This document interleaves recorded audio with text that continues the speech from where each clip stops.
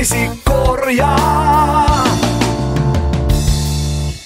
Anja Säteri, ikä 7, 6.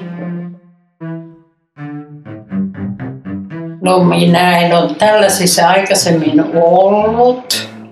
Ja mitä mä nyt siitä muistelen ja muuta, niin kaikkia sai kysyä, kaikkiin vastattiin. Ja oletin, että otettiin huomioon.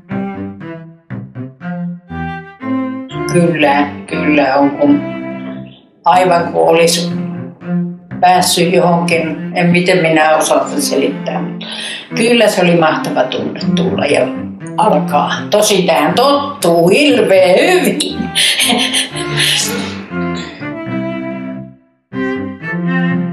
Oli sellainen vieras 5 vuotta minun nuorempi, joka on Alzheimer-tautiin sairasta ja niin huono liikuntakyky, että ei pääse oikeastaan yhtään ilman rollaattoria ja apua.